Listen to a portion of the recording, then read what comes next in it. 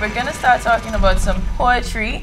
There's this event coming up tomorrow at SGU. It's called The Color of Woman, right? And we have Mr. Josiah Bain. What's up? Good morning. I'm good. Good morning. How you doing? I'm fine. How are you doing over there? I'm good. Better. The sun in your eyes and all kind of thing. Yeah, I can pretty see. much. Morning eyes. Morning eyes. Nice. So tell us about this event that is being put on tomorrow down at SGU. Okay. Well, basically, well, if you're familiar with the V-Day, every year it's an annual event, and this year apparently they're not having it for some specific reason that I'm not really certain of. But a certain individual has taken initiative to not really replace that event, but do an event of similar status to entertain its customers, basically. And it's just a celebration of women, a poetic celebration of women, to be exact. And it's scheduled to be at the SGU at Caribbean House. And it's going to be great. Right, and it's open to the public. Anybody can come to it, right? I think it's like a $5 donation, and well, of course, donations are welcome because all proceeds go to charity.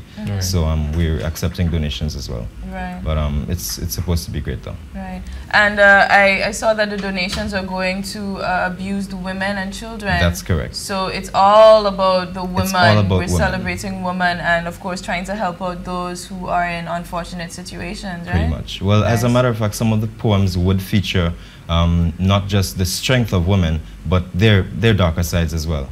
So it's a variety. Okay, so we're interested to hear some of that, right? Pretty much. Nice, nice. Just exactly what can we expect in the show itself? You can expect a variety of mostly local poets. You can expect some art and craft, possibly some painting. There would be some dancing. I know there are some dancers that are supposed to appear there.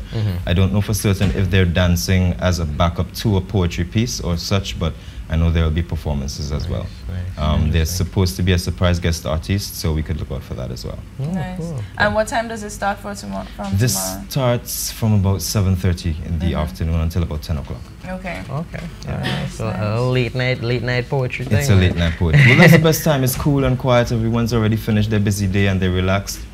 That's what it's about. Nice. Relax to some poetry. And are you going to be giving us a little something in the show tomorrow? Well, I most likely would be doing a piece or two. Okay. I don't think they'd allow me not to. But yes, I would be performing tomorrow, so y'all can look out for that as well. I would appreciate some fans as well, so y'all can check out my Facebook page. It's Josiah Bain Poetry. It's pretty easy to find. Okay. All right. So how long have you been doing poetry? I've been writing quite a long time. I've won arts festival and so forth in primary school. So while that was a juvenile stage of my poetry life or career, I should say, it's much more improved now.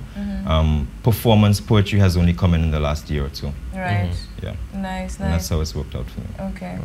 Do you want to give us a little something this morning? If you don't mind. Yeah, we don't mind. We're always welcome to performing. So, we can allow you to get into your zone if you want to stand up, if you want to move around, if you want to fly, whatever it is. I can fly too. Yeah. You don't have much space here, so we need flying for today. So let's get a little something from Josiah Bain. All right, well, there's this piece that I want to try called, well, not try, but deliver. It's called A Son's Wrath, and it's basically a piece that, it's a father-son piece that people can relate to primarily because it touches on the troubles that can occur from a father being absent in a son's life. And it's prevalent in today's society, so I thought it'd be timely. Nice.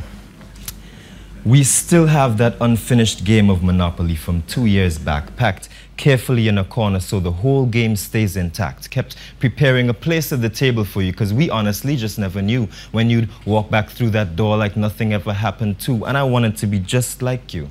Still, I'm so much like you, Dad, even though we're not much of the same and I had so much more to learn. Maybe if you'd known, you'd have stayed.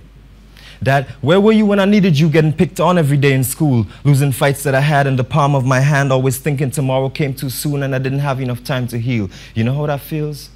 But I could tolerate your random beatings though, because your whipping is sure to heal.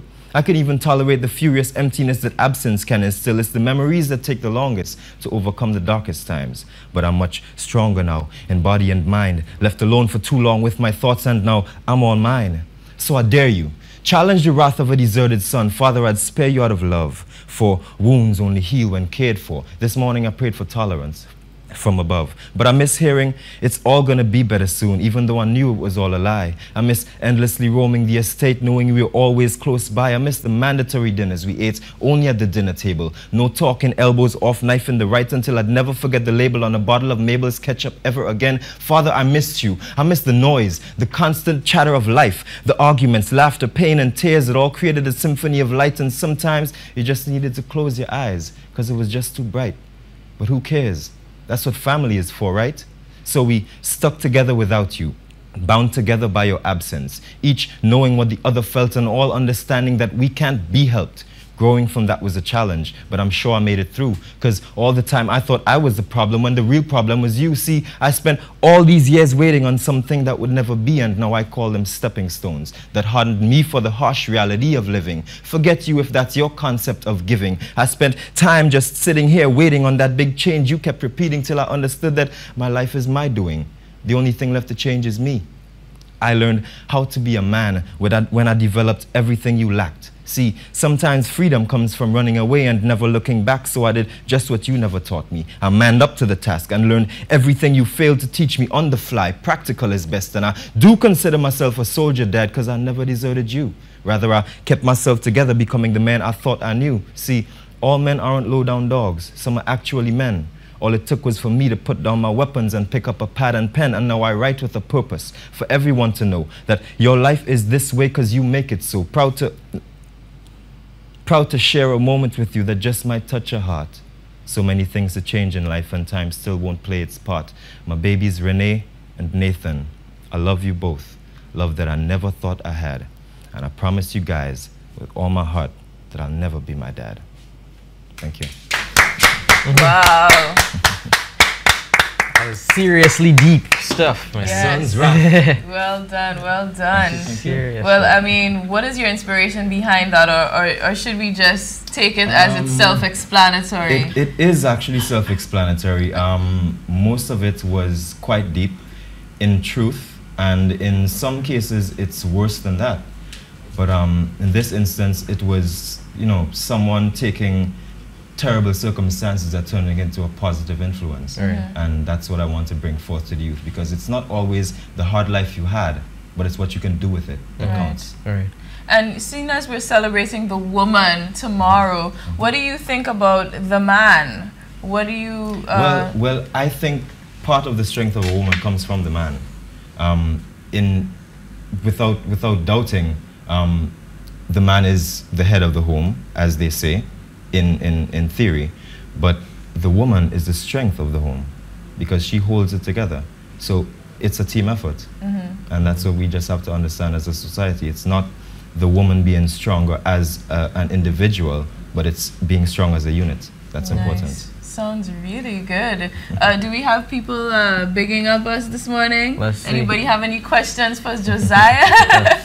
Sounds good, sounds good. There we go. Dwayne, our other poet, Dwayne has responded. He says, deep stuff, Josiah Bain. Really enjoyed that. Big up, man. Nice. Thank you, bro. Thank you. Yeah, definitely. So let me ask you, who is, do you have a famous poet or something that you look up to that you get your style from? Quite a few, actually. I don't wish to call any one in particular, although I'd probably mention a couple, but a lot of the inspiration behind my poetry comes from deaf poetry, simply because it's real, it's raw, it's uncensored, and part of poetry is being uncensored, in idea, in mind, and heart, and delivery, of course, but in heart, and that's what I treasure about it. So I want to mention Russell Simmons for all that he's done, for Brave New Voices, for Deaf Poetry Jam, for everything that he's done in the arena of poetry.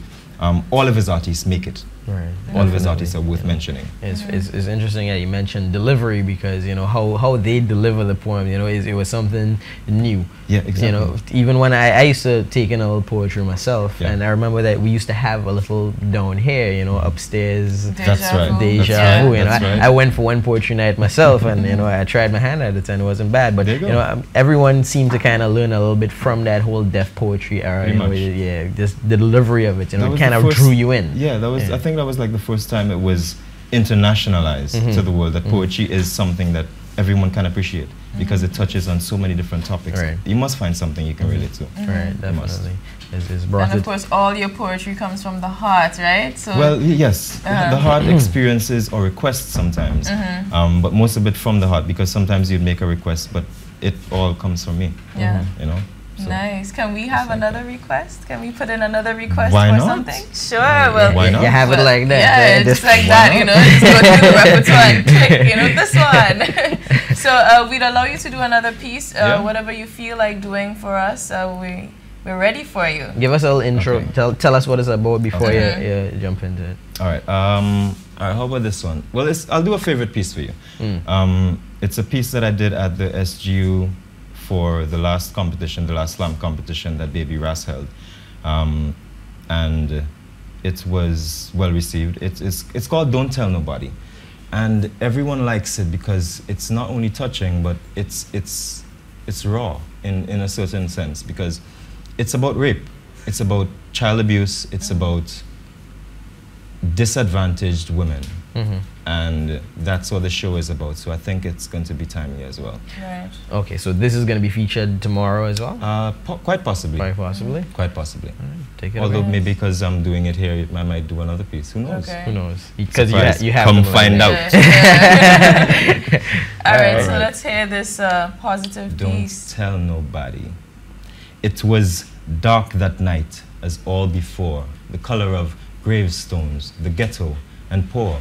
When Uncle Johnny got drunk and proceeded to explore the innocent depths of little Sasha until her soul was sore. He whispered words that rained like blows, drawing blood from tears and renting clothes, pelting screams so real it rivals bows. And when the neighbors hear, their windows close, and she knows that mama knows, and she's certain that her brother knows what scared feels like from head to toes, cause he's right there on the bunk beneath, all 4 years shaking from toes to teeth, trying to block out screams that will forever sound remarkably like life winding down. See, we have her believing that there is no hope, that she'd better start now learning to cope with the unfortunate but simple fact that life takes everything and rarely gives back. So she fast-forwarded her childhood years, hoping to get past at least half of the recurring fears that plays behind her eyes at night.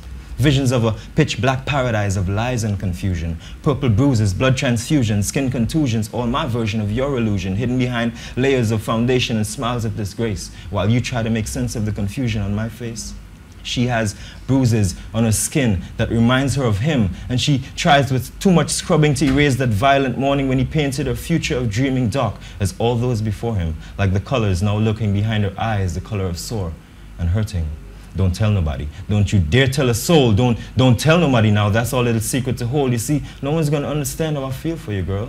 I'm just showing you what you need to survive out here in this world. And so Sasha wept in silence. Many moons would come and go before she would start to feel again. The endless nights filled with hurt and pain before she learned to control her rage and restructure her sorrow. Give back to those beasts that keep taking from tomorrow. Lift her chin and paint a smile, hoping that this time she won't cry. That today, maybe she'd hold it together. But like birds of a feather, teardrops always flock together. And if tears were but grains of sand, by now she'd have herself a beach. No one can understand her true pain. None can even try to reach the epicenter of her true internal struggle. The core of the shell she has become. Each day she builds walls without caring what's walled in and what's walled out. One moment of peace she cries, oh God, I beg, please, just one moment of peace, for my tears have left wounds and scars on every square inch of me. And if anyone dares to ask me how, I made it alone from then to now, with half my sanity and my heart in the clouds. Remember, your sympathy is just a quiet curse loud, where rivers of memories that soak through cheeks, saturated with more hurt than one person should feel, only serve to reinforce a seal that allows her to survive life's intensities. And I feel the need to wipe every drop off her cheeks for once in life. I want to make her believe in herself again and put down that knife, but with strength of will and doom of soul. She closes her eyes and digs a hole deep down inside where it hurts the most. Takes it in the heart with her lips pursed in a curse of filthy proportions, to a mother for refusing to choose abortion, to all her teachers for not being able to see that every single day was a challenge to be herself, alive. Just one more breath and then I'm gone. Don't care much if you remember a fragment of my song that faded into yesterday like a fleeting breeze, thanking all the stars in the skies for this final release as she lays in a burgundy pool that grows with each spurt of pain, love, pity, disgust, and self-worth, all tightly wrapped up in a blanket of hurt. Endless eternity is much worse than 6 feet of dirt. Thank you. Wow. Powerful, powerful, too powerful. The strength of women. That was a really good And women piece. come back from that to be icons in society. Yeah. Right. Strength of a woman. Good. And I noticed that you said the brother knows and the mother knows, and they're not saying anything. Pretty much. And you know, earlier, a few weeks back, we had persons on the show talking, and we want, you know, you can always report it. There are people that, there's authorities that you can report these things to. Exactly. And you know, that's, you know, get this problem eradicated from our island. Tell somebody. Yeah. Yes. The And worst of part of course- the problem is being silent. Yeah. Exactly, exactly. And just remember, the Color of Woman happens tomorrow at St. George's University. All donations go in proceeds of the Cedars Home for Abused Women and their children. And it's only $5 donation. And of course, you can always donate more if you want to. And it's a celebration of women Poetic tomorrow. celebration of women. And it's a Caribbean house. Yes, SGU. yes, definitely, definitely. Yes. Okay. Thank you so much, Josiah, for coming in. My pleasure. It was a pleasure being here. Thank you so much for your time. It was definitely a pleasure having you. Thank you, bro.